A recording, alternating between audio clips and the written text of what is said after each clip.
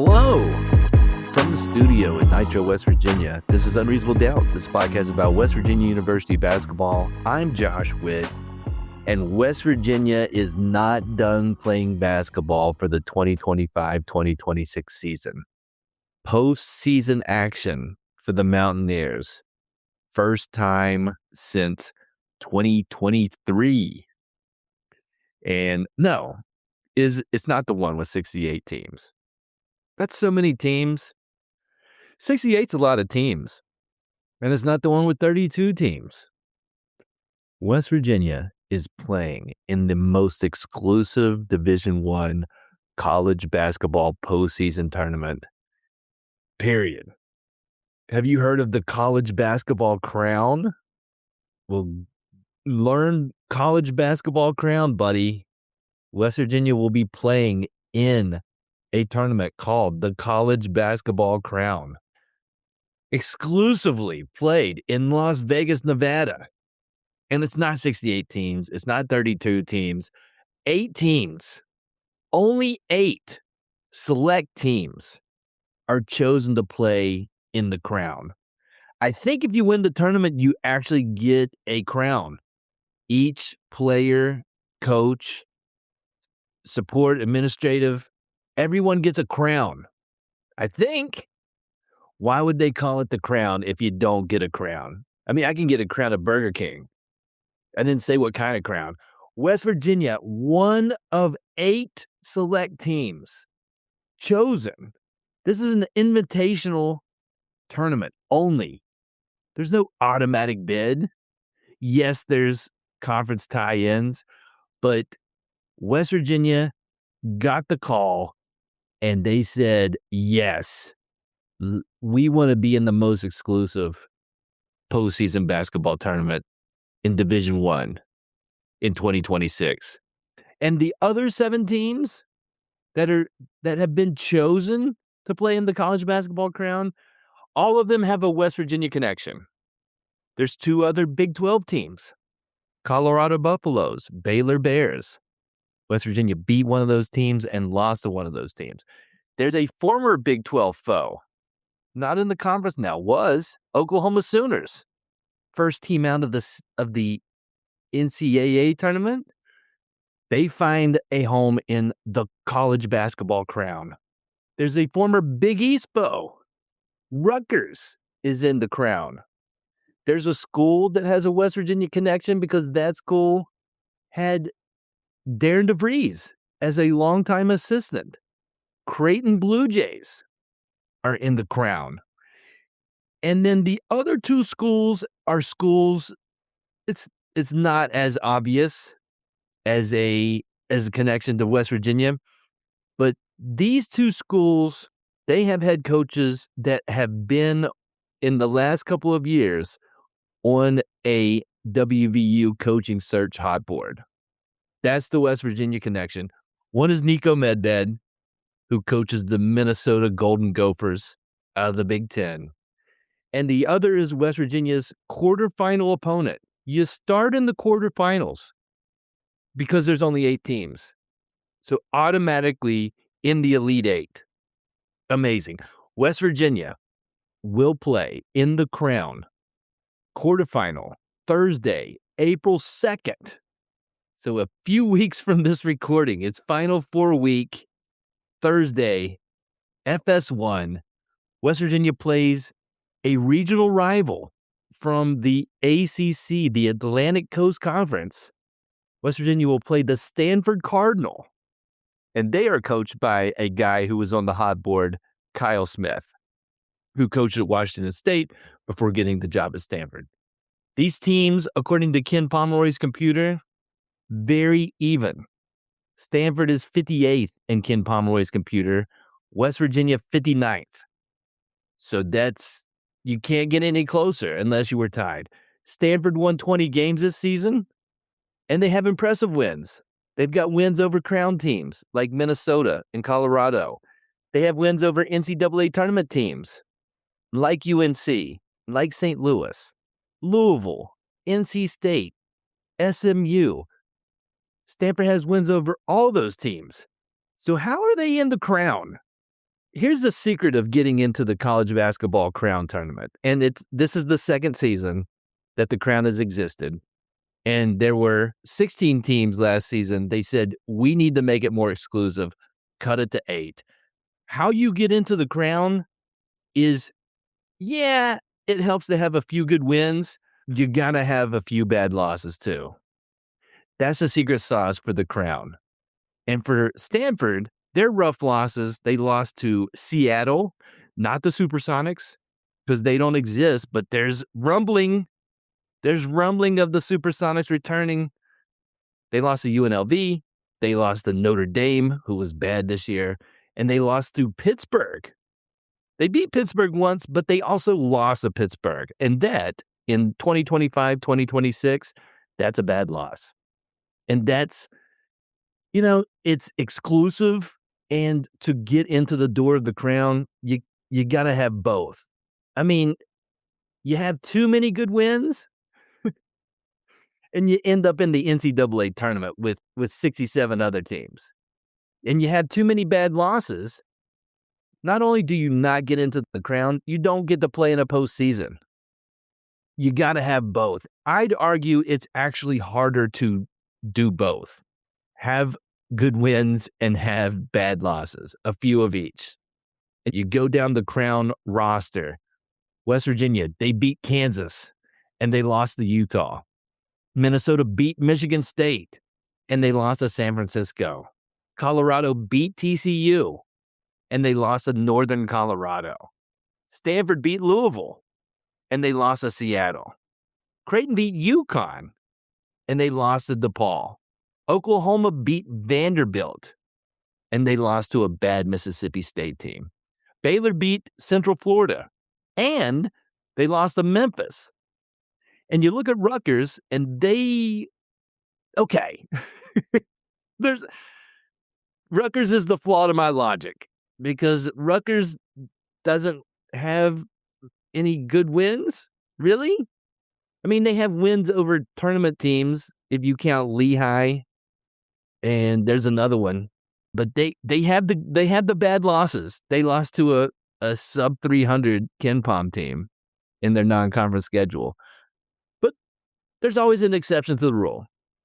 So that's the Crown. It's happening in a couple of weeks. I don't know how many guys on this WVU college basketball Crown roster will be on the next team. Will be on this team next season. I hope at least one. Does playing in the Crown have any effect on guys with eligibility coming back next season? Probably not. Can West Virginia win 3 games in a row? That's been a challenge in the year of our Lord 2026 against good competition. And let's be clear, the Crown has good competition. So, yes, West Virginia lost their last game. Thus, I feel good about their first game. But then they got to win again to advance to the final of the of the college basketball Crown. 3 in a row is tough. But if you give me the choice to watch WVU play basketball in a postseason, in a weird, made-up, exclusive postseason tournament, I have that option, or just be done with basketball for the 2025-2026 season. I choose the Crown. Call me a Crown hound. I'm in, and we have to wait for a couple of weeks. The 32-team tournament, that'll get started soon. The NCAA tournament will start tomorrow as I'm recording this with 2 games on Tuesday in Dayton. You wait a while, and that's part of the exclusivity. Who starts their tournament 2 weeks after the regular season ends? There's only one, and it's the college basketball Crown, and that's where West Virginia's at. And given the option of playing versus not playing, even if it's a weird, different tournament, I'm in. I choose yes. Crown me. And we're swimming in brackets. We've got the very tight one-page. I mean, I guess all brackets are on one page, but an 8-team bracket in the college basketball crown.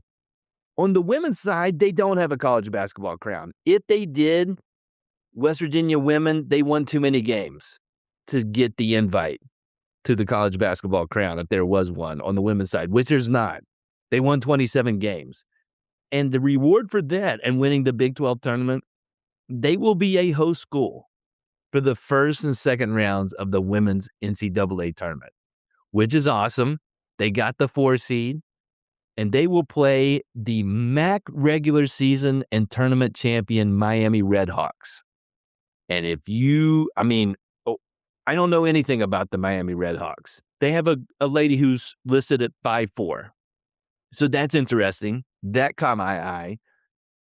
So they're small, but they're good at basketball because they won their regular season and conference tournament. If West Virginia wins that game, they'll play the winner of Kentucky and James Madison. And Kentucky, from the SEC, they have impressive wins. They beat Louisville. They beat LSU. They've got multiple wins over other NCAA tournament teams. So that's not a pushover game. They are a 5 seed. They're nationally ranked. If West Virginia somehow wins those 2 games in the Coliseum, and as of this recording, they paused ticket sales. It's aiming to be a sellout. Home court advantage for the Mountaineers in the Hope Coliseum. If West Virginia gets to if West Virginia gets to the Sweet 16 for the first time in a long time, the reward is a 1 seed. When you're a 4 seed and you win 2 games, you play a 1 seed. And the 1 seed, they didn't get UConn, so that's a win because UConn hasn't lost this year, and they're kind of a big deal. They get Texas, former Big 12 foe Texas, and they play Texas if Texas advances, and I have a good feeling they will, in Fort Worth, which is in Texas. And Texas won 31 games. They won the SEC tournament. That's tough sledding, but a Sweet 16 would be another high mark for Coach Kellogg's program. And it starts Saturday, Hope Coliseum, first round, Miami Redhawks, Hope Coliseum, 5 p.m., ESPNU. And then there's that bracket that a majority of people pay attention to of all of the tournaments. This gets the most attention, the NCAA tournament. And some quick thoughts there. This is Bracket Talk. Shout out to Joe Lunardi. Give him guff for not being the best. He's the most prominent. He's the most visible bracketologist out there.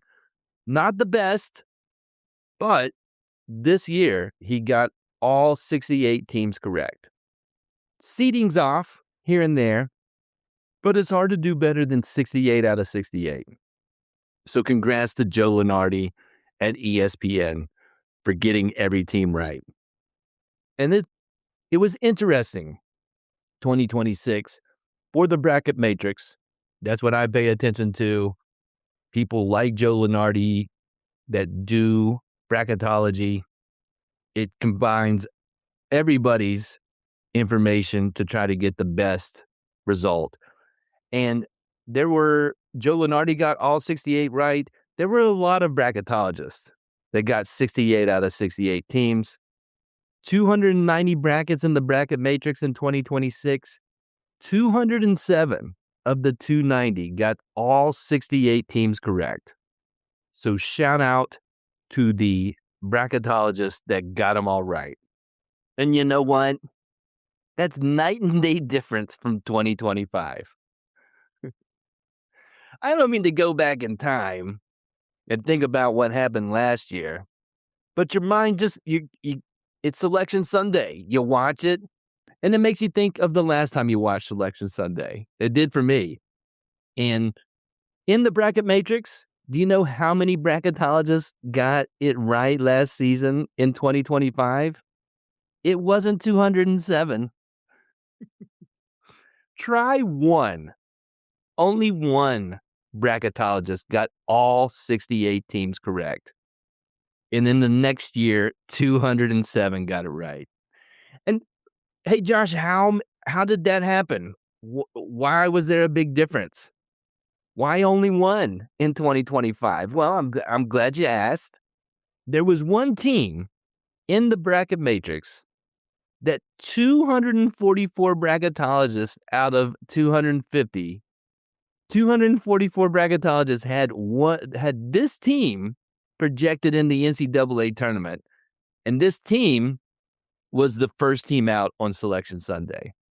I don't remember which school that was at the moment, but that school was in over 97% of the projections.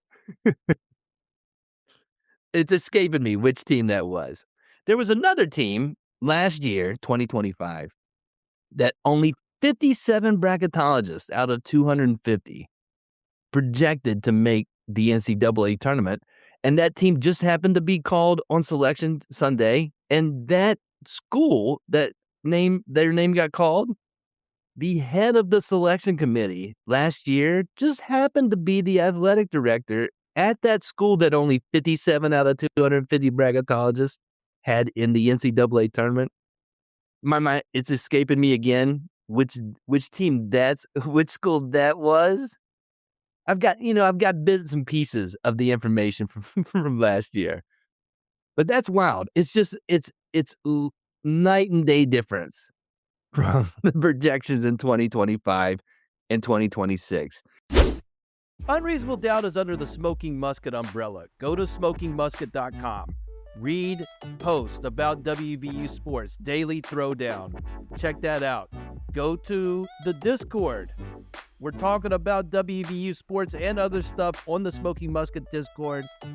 Link for that is in the show notes. Listen to West by Pod, the WVU football podcast under the Smoking Musket umbrella. Do all that stuff. Smoking Musket. Mini, what about the 2026 bracket? I don't feel good about what I put together. I have one bracket of integrity that I fill out every year, and don't feel great about this one because it feels like it's chalky. But for my bracket, I like Troy as the upset 13 seed beating Nebraska. Texas Tech with Anderson having a injury in the Big 12 tournament and JT Toppin out. I have Akron beating them in the 5-12 upset. I've got Florida and Arizona getting beat in the Sweet 16. Florida, because they're the national champions, it's hard to repeat. And Arizona, Tommy Lloyd, great coach. We've seen what Arizona could do this season. Won the Big 12 regular season and the tournament. They're really good at basketball. I have them getting beat. It's I'll believe it when I see it. Tommy Lloyd proved me wrong. And my final four is Houston, the Terminator, Michigan State, Arkansas, and Michigan. So lot of seasoned coaches and Dusty May who's been to the Final Four in the past. And I've got Michigan beating Michigan State in the championship game. So that'd be fun. The Crown the Crown is the most exclusive postseason tournament. I've established that. But the best annual sporting event is the men's NCAA tournament. I mean, that first Thursday and Friday, the first round of the NCAA tournament, it is the best. It is the best. It's even when WVU is not in the bracket, that Thursday and Friday is the best. The whole thing is the best. If I had to pick a portion of the NCAA tournament, it's the first 2 days. From noon until after midnight, it's basketball. And yeah, there's blowouts. And there's more blowouts than what you'd think. But sometimes there's not. And those are memorable. It's an amazing sporting event. It's my favorite. Participate in the Smoking Musket Bracket Challenge. We've got a men's bracket and a women's bracket. Winner gets a $50 home field apparel gift card. I'll put the link in the show notes. Everybody, good luck with your brackets. What a great time of the year, sports-wise. Good luck with your brackets. That's it for this episode of Unreasonable Doubt. Listen on all the platforms or just pick one. Spotify Podcast, Amazon Podcast, Overcast Podcast, Pocket Cast Podcast, YouTube. Until next time, I'm Josh with WVU for the 2025-2026 season. They have 18 wins and they have 14 losses.